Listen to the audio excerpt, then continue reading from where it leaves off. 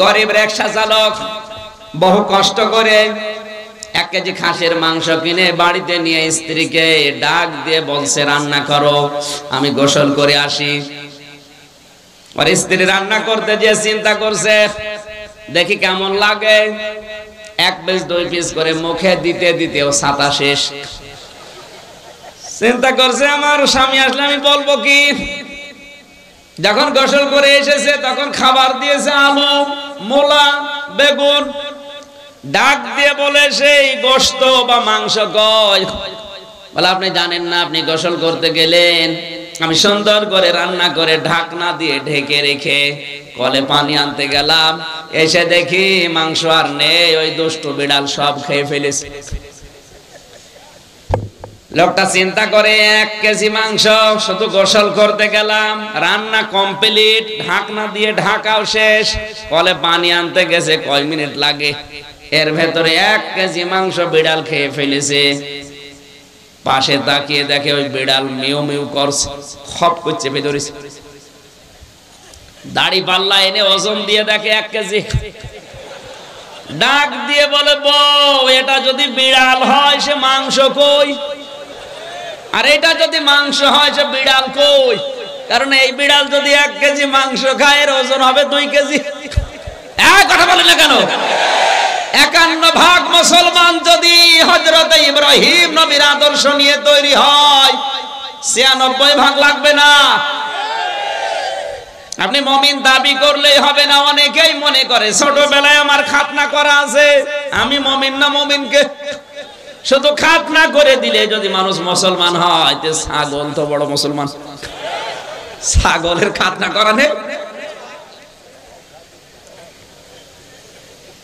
না, সম্ভব না। আল্লাহ তাআলা জাত তার কাছে কিনবেন, অত পাগল আমার আল্লাহ না। আল্লাহ কিনতে চায় শুধুমাত্র কারটা, আরো জোরে। সুতরাং আপনি যদি মুমিন না হয়ে মাদ্রাসা বানিয়ে দেন, আপনার মাদ্রাসা আল্লাহ নেবে না। কারণ আল্লাহ নিতে চাই মিনাল মুমিনিনা, মুমিনদের কাছে। আল্লাহর টাকা পয়সা দরকার না, আল্লাহর দরকার আপনার ইচ্ছাটা। এই কথা বলে না আমার ভাইরা, এখান থেকে আপনি শিক্ষা নেওয়া লাগবে। আল্লাহ তাআলা ইশতারা মিনাল মুনাফিকিনা দাইনি, ইশতারা মিনাল কাফিরিনা দাইনি, ইশতারা মিনাল মুশরিকিনা দাইনি। যে সে দিলে আমি নিয়ে নেব না। আল্লাহর যদি সম্পদের খুব বেশি দরকার হতো তাহলে তো কারুনের সম্পদ আল্লাহ কিনে নিত।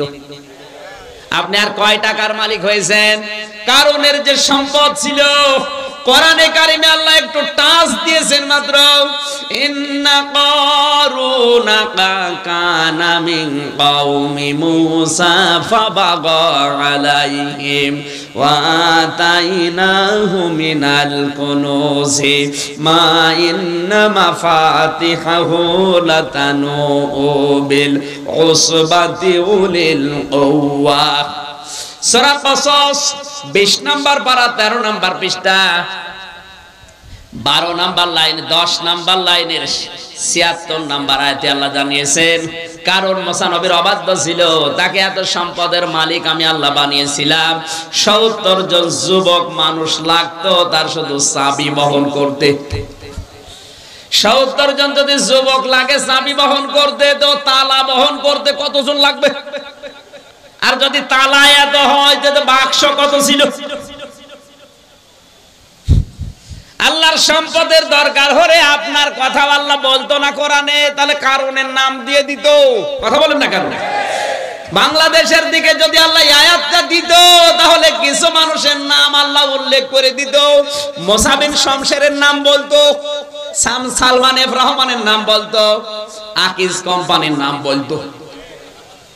আপনি কয় টাকার মালিক আপনাকে তারা 10 বার না 100 বার 1000 বার কিনতে পারে, বেচতে পারে। আমি আকিজ কোম্পানির 8 দিন হাসপাতাল, যেটা আকিজের বড় ছেলে ডাক্তার মহিউদ্দিন, ঢাকা মগবাজারে 8 দিনে আমি জমান নামাজ পড়াই মাসে 2 বার। আমি দেখেছি ওদেরকে আল্লাহ যে সম্পদ দিয়েছে। বাংলাদেশের ভেতরে এখন ওরা 3 নাম্বার ধনী। 10টা ধনী যদি থাকে পুরা দেশে, ওনারা আছে 3 নাম্বারে। আর আপনার তো নামই নেই, আছে তাহলে আপনি তো ওর ভেতরেই নেই। তাহলে ইশতারা মিনাল মুমিনিনা, আল্লাহ কিনতে চান কিন্তু সবারটা না। কার? আরো জোরে। পরা কোরআনে 25 জন নবীর নাম আমি পেয়েছি। এই 25 জন নবীকে আল্লাহ ছাত্রের মতো ডাক দিয়েছেন। এই শিক্ষক যখন ক্লাস নেয়, ক্লাসে দেখবেন ডাক দেয়, ইয়া ইব্রাহিম, ইয়া মুসা, এদিকে আসো। আর মুহাম্মাদুর রাসূলুল্লাহকে আল্লাহ পরা কোরআনে ওইভাবে ডাক দেয়নি, ইয়া মুহাম্মদ। হ্যাঁ, মুহাম্মদ শব্দ বলার সঙ্গে সঙ্গে তার রিসালাতের ঘোষণা দিয়ে তার সম্মান যা ছিল আরো বাড়িয়ে দিয়েছেন।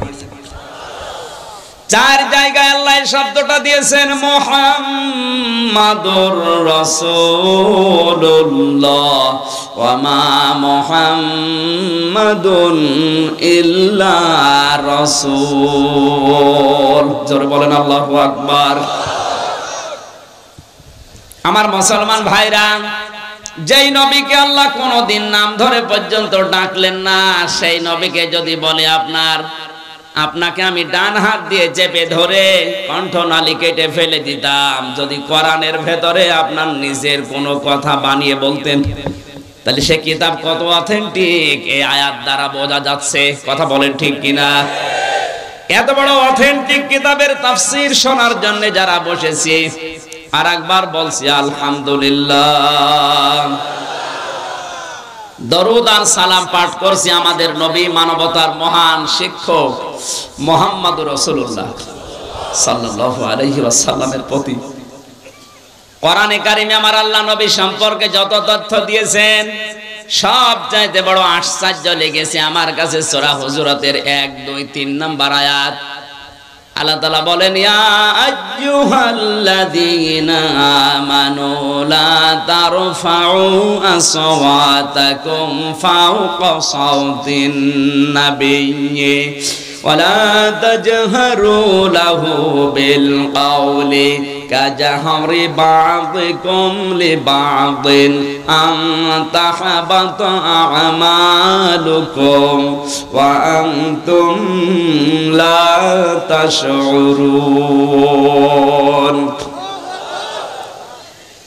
দিলের কান দিয়ে বোঝার নিয়তে শুনবেন, আমলের নিয়তে। দল মত আমাদের আলাদা থাকতেই পারে, কিন্তু কিয়ামতের দিন নবী যদি সুপারিশ না করে, আমির হামজা না, আব্দুল গাফফার না, আমার বাবাও জান্নাত পাবে না। এই কথা বলেন না কেন?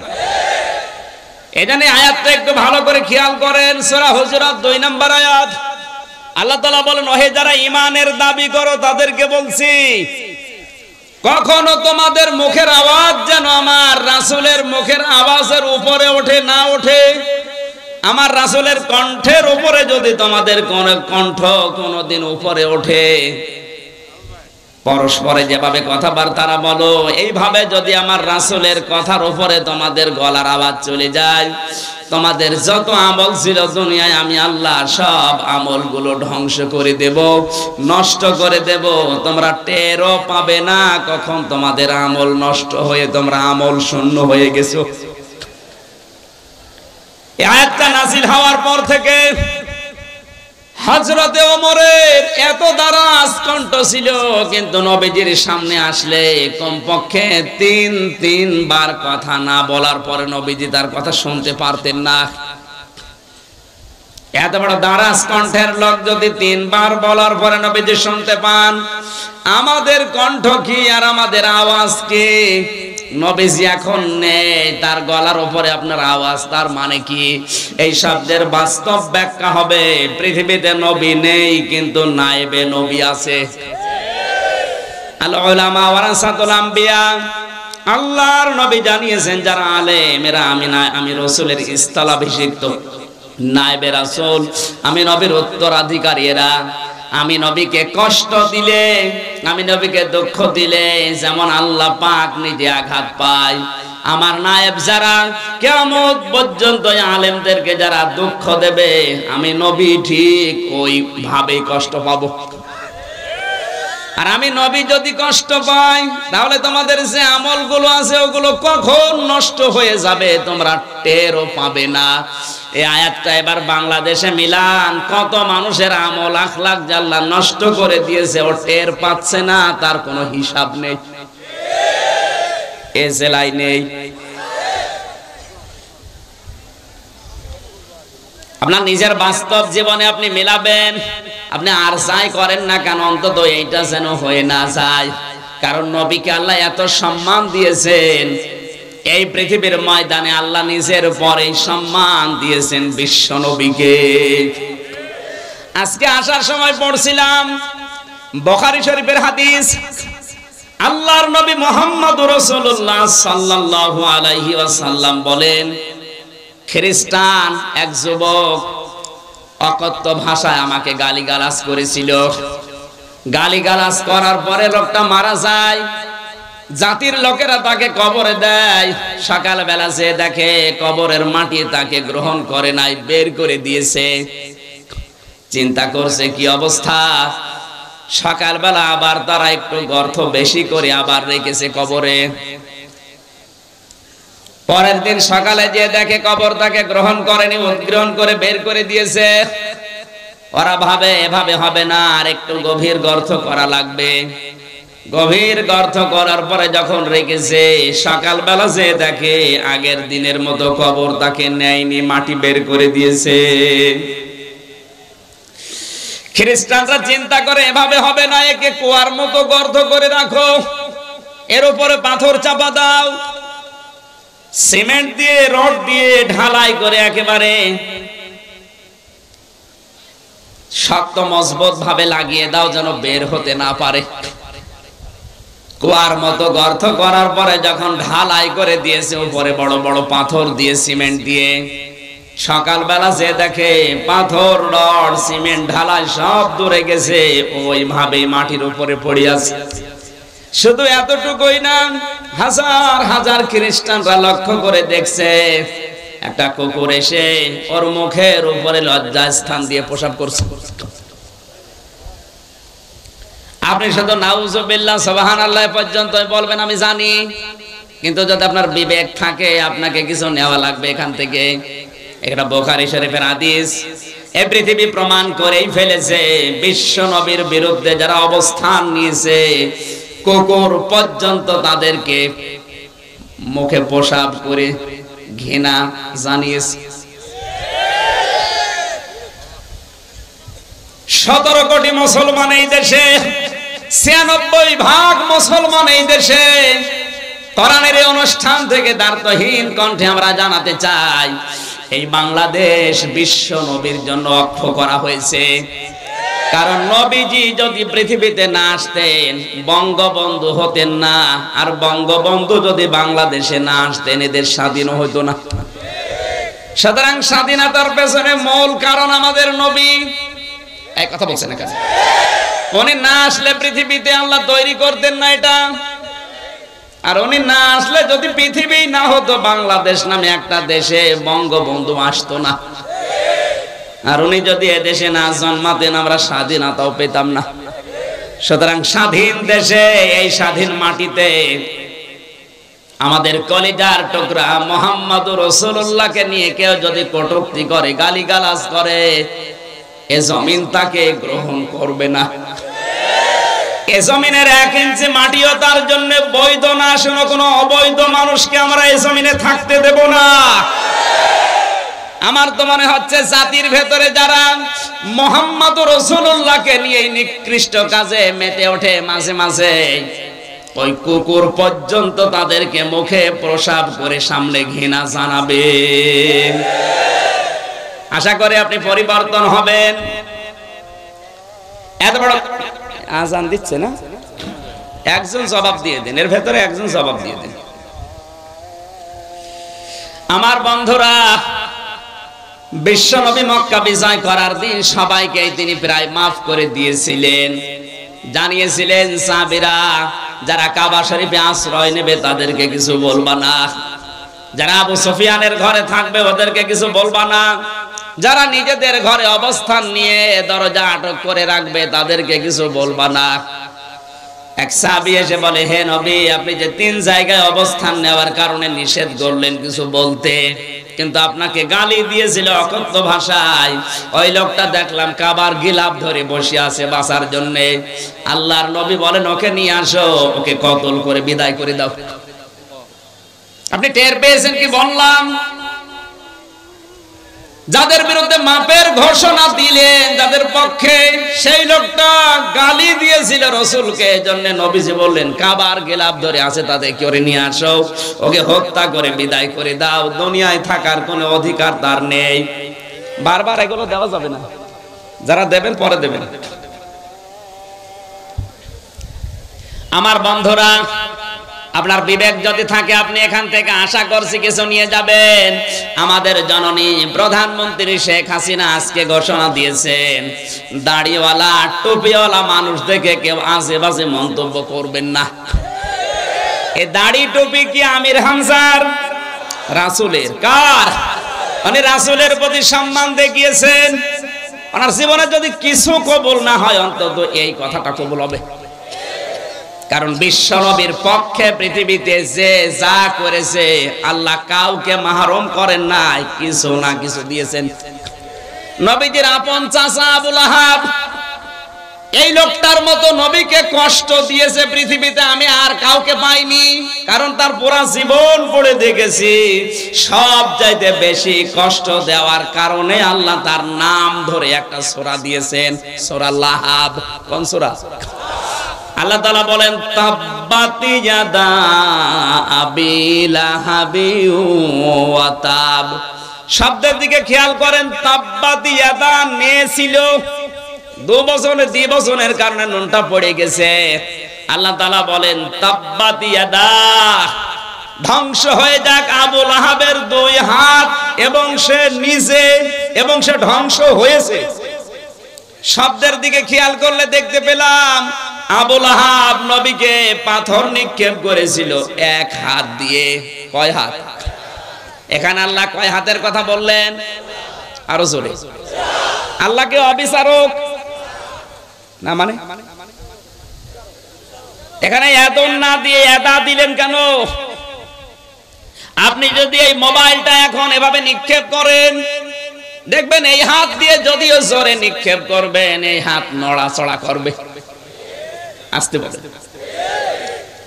আবু লাহাব পাথর ঠিক নবীর দিকে এভাবে নিক্ষেপ করেছিল, কিন্তু ওর এই হাত এই বামটা নড়াচড়া করে শক্তি জুগিয়েছিল।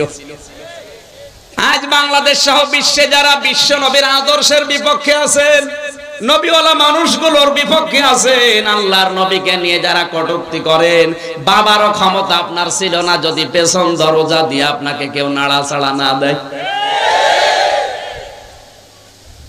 আপনাকে আহ্বান জানাচ্ছি, হয়তো ডান হাত দিয়ে অনেকে চেষ্টা চালাচ্ছে বিভিন্ন কায়দায়, আপনি যে রাঘব বল বাম হাত দিয়ে পেছন দরজা দিয়ে নাড়াচাড়া দিয়ে সাহস যোগাচ্ছেন, আল্লাহ পাক যদি আপনাকে ধরে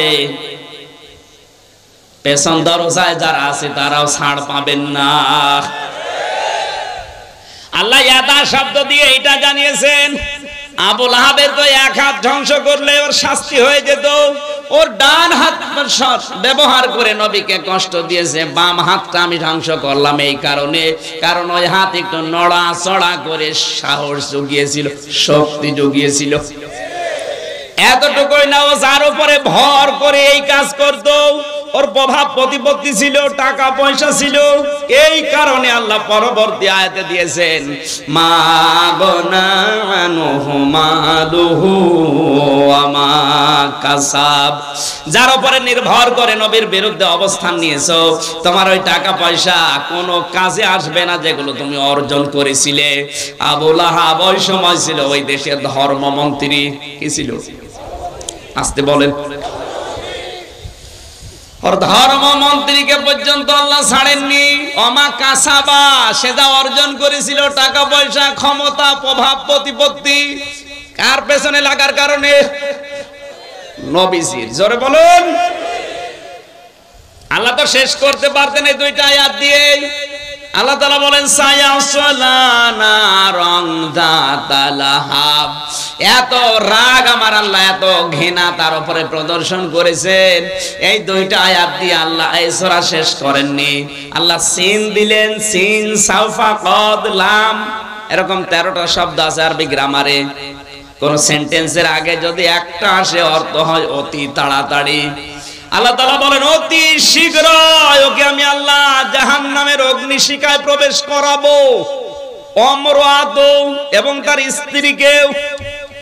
প্রশ্ন আসতে পারে তার স্ত্রীর দোষ কি নাকি? আবু লাহাবের স্ত্রীর দুইটা দোষ ছিল।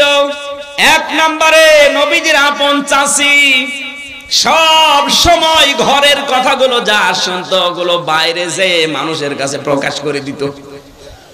দুই নম্বরে নিজের স্বামীকে দিয়ে সব সময় নবীকে কি করে কষ্ট দেওয়া যায়, দুঃখ দেওয়া যায়, এই বুদ্ধি পরামর্শগুলো বাড়িতে বসে বসে স্বামীকে দিত। আজও বাংলাদেশে অনেকে টক শো করে দেখবেন বসে বসে আল্লাহর নবীর বিরুদ্ধে কথা বলে, যারা আছে ওদের কারো বলার জন্য উদ্বুদ্ধ করে। অত জোরে বলার দরকার নেই, আসতে বলে। আমার তো মনে হচ্ছে আপনি আবু লাহাবের স্ত্রী উম্মে জামিল, এই মহিলার ছোট বোন, আসতে বলে। আবু লাহাবের স্ত্রীর সবচাইতে মারাত্মক অপরাধ দুনিয়ায় ছিল এই মহিলা তালাতালি করা ভালোবাসতো। তালাতালি বোঝেন? বোঝেন না? একজনের কথা আর একজনের কাছে লাগিয়ে সম্পর্ক নষ্ট করা, এটা তো এ নওগাঁয় নেই, আছে মানে এটা বেশি।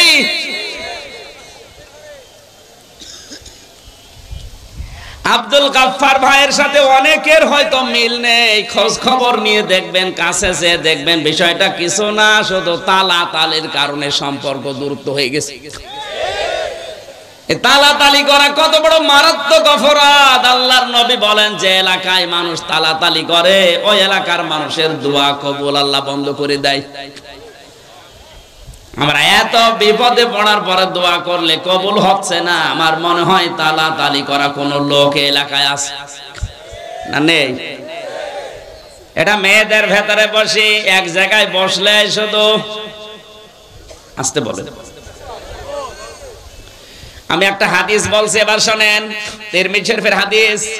আল্লাহর নবী বলেন কিয়ামতের দিন আল্লাহ 5 প্রকার মানুষের দিকে ফিরে তাকাবেন না। আপনি কি লক্ষ্য করলেন কি বললাম? কিয়ামতের দিন 5 প্রকার মানুষের দিকে আল্লাহ ফিরেও তাকাবেন না। তার 1 নম্বরে যারা তালাতালি করে দুনিয়ায়। কারা আছেন এই চরিত্রের হাত তোলেন তো?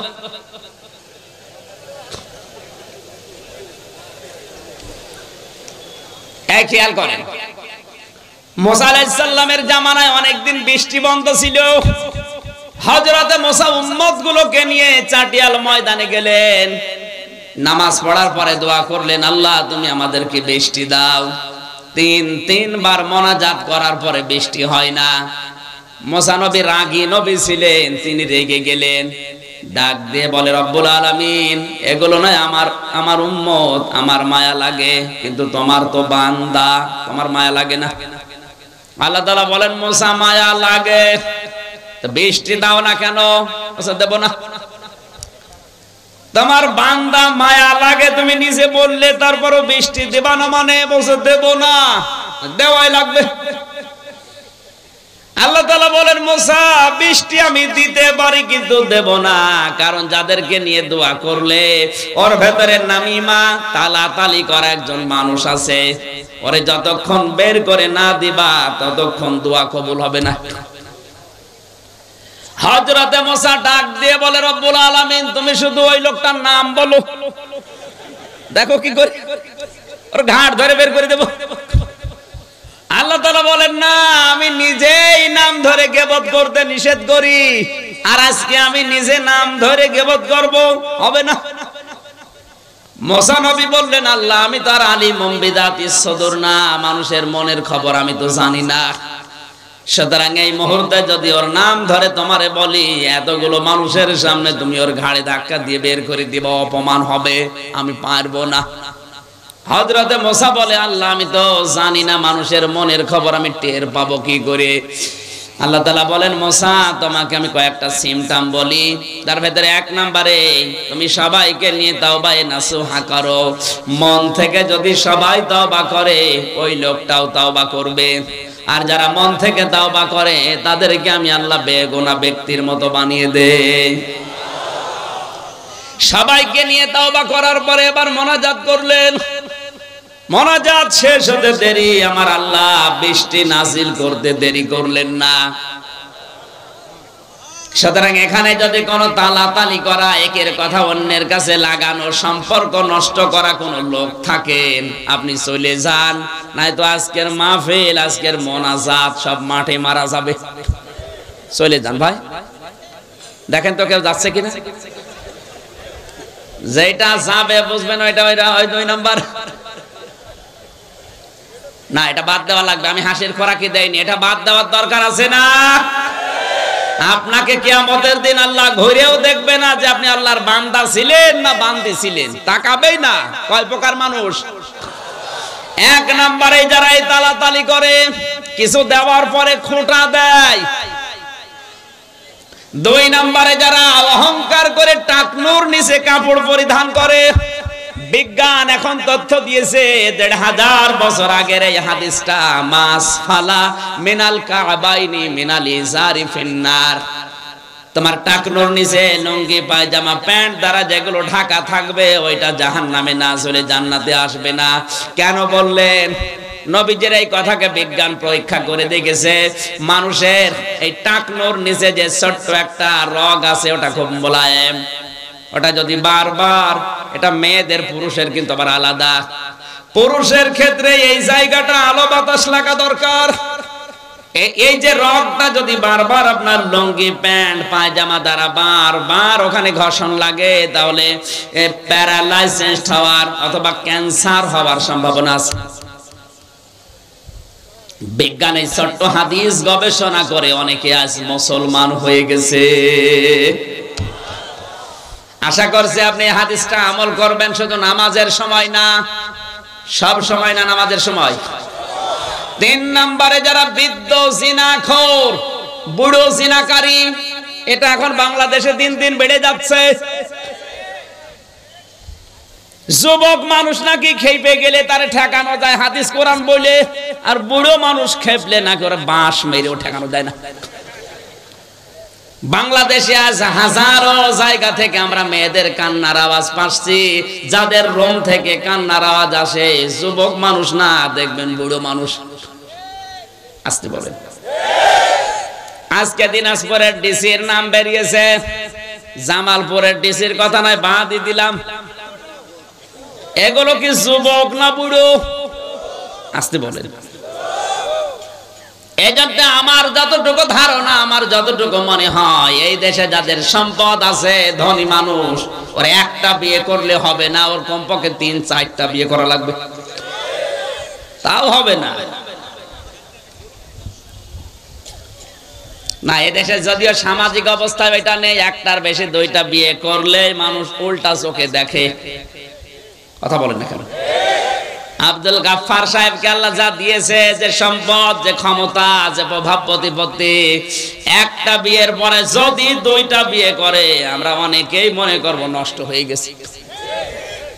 ওনার দ্বারা এখন কিন্তু একটা না, আমার মনে হয় একটা বউ থাকে ঢাকায় আর একটা নজিপুরে থাকা দরকার। এ কথা বলছেন না? আজ হাজারো ধনী মানুষের চরিত্রগুলো আপনি লক্ষ্য করে দেখবেন, এদের যে চরিত্র, কিয়ামতের দিন আল্লাহ এদের দিকে তাকাবে না, কারণ অধিকাংশ বুড়ো মানুষ জিনাখোর। 4 নম্বরে অহংকারী ফকির। ফকির আবার অহংকারী হয়? আছে। ফকির অহংকারী বলতে এখানে কি বুঝলেন হাদিস? এই ফকির মানে যারা ভিক্ষা করে এই ফকির না, এই ফকির হচ্ছে পৃথিবীর সব বান্দা বান্দি আমার আল্লাহর কাছে ফকির। আমার ভাইরা, আল্লাহ রাব্বুল আলামিনের তুলনায় আমরা যারা পৃথিবীতে আছি, আল্লাহ বর্ণনা দিয়েছেন আল্লাহুল গনিয়্যু ওয়া আনতুমুল ফুকারা। হে পৃথিবীর মানুষেরা, আমি আল্লাহ শুধুমাত্র ধনী, তোরা সব ফকির। আল্লাহর তুলনায় আমরা কি? আরো জোরে। শুধু ফকির না, ফকিরের ঘরের ফকির। ফকির না আমরা? এই জন্য ফকির যারা আমরা, আমাদের অহংকার সাজে না। কি হনু রে, হনুমান হয়ে গেছে। অহংকার যাদের ভেতরে পয়দা হয়, এটা দূর করা লাগবে, নয়তো কিয়ামতে আপনি আল্লাহর নজর পাবেন না। শেষ নাম্বারে আল্লাহর নবী বলেন, কিয়ামতের ময়দানে ওই মানুষগুলোর দিকে আমার আল্লাহ তাকাবে না যারা, এটার বলার দরকার নেই, পৃথিবীতে যারা মিথ্যাবাদী প্রেসিডেন্ট, মিথ্যাবাদী যারা প্রধানমন্ত্রী, এদের দিকে আল্লাহ কিয়ামতের দিন তাকাবে না। এটা এই দেশে নেই, যে দেশে আছে ওই দেশে গেলে আমি বলবো। সুতরাং এই 5 প্রকার মানুষের নাম আমি হাদিসের ভেতরে পেয়েছি, তিরমিজি শরীফের হাদিস। আমরা যারা এর ভেতরে পড়ে না যাই, জোরে বলেন আমিন।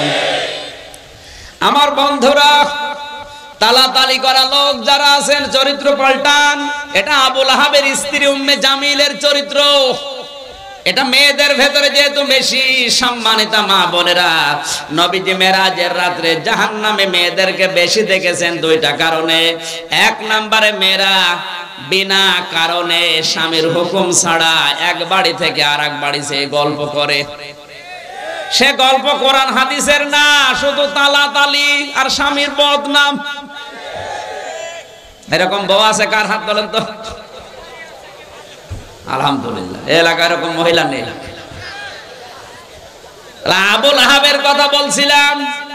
বিশ্বনবী মুহাম্মদ রাসূলুল্লাহর পেছনে এত বেশি লেগে থাকার কারণে আল্লাহ পাক তার নামে সরাসরি সূরা নাজিল করেছেন। কথা বলেন ঠিক কিনা? তার চাইতেও ভয়ঙ্কর তো কাফের ছিল, কিন্তু তাদের নামে তো আল্লাহ সূরা দেয়নি।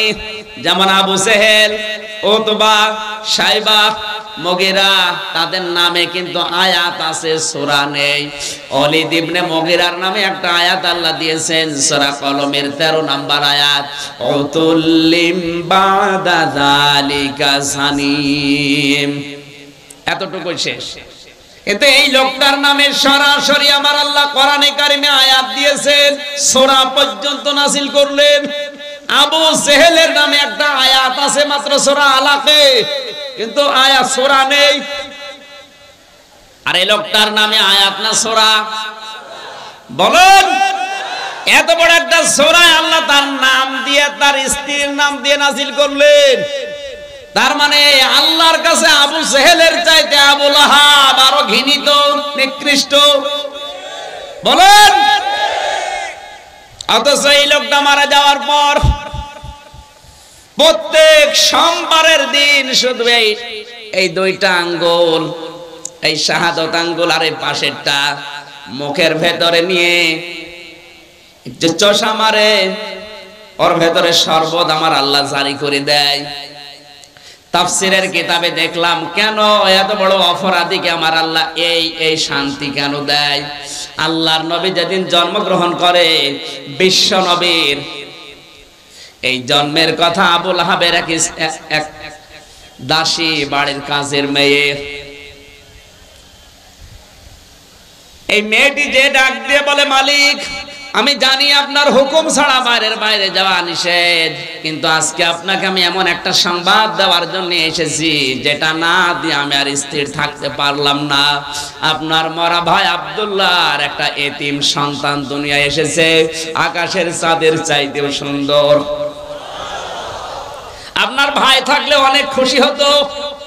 আবু লাহাব ওই দিন ডাক দিয়ে বলেছে, আমার ভাই থাকলে আনন্দ তো অনেক বেশি হতো। আমার ভাই যখন নেই, আমার মরা ভাই আব্দুল্লাহর এতিম সন্তানের সুসংবাদ যখন দিলে, তোমারে আজ খালি হাতে ফেরত দিতে পারি না। আজকে তোকে আমি একটা পুরস্কার দিলাম, এই 2টা আঙ্গুল দিয়ে বলেছিল তোরে আমি আজাদ করে দিলাম, মুক্ত করে দিলাম। আল্লাহ পাকের কাছে এই বিষয়টা এত পছন্দনীয়, কারণ এই কথাটা করেছে, এই কাজটা করেছে ও নবীর পক্ষে। কার পক্ষে? বলেন, এত বড় কাট্টা কাফের নবীর পক্ষে অবস্থান নেওয়ার কারণে এই যে 2 আঙ্গুল নিয়ে এই জন্য কিয়ামত পর্যন্ত ওই দুইটা আঙ্গুল শুধু সোমবারের দিন একটু চষা দেবে, সর্বদা আমার আল্লাহ জারি করে দেবে। বারবার এত ডিস্টার্ব হয় কেন?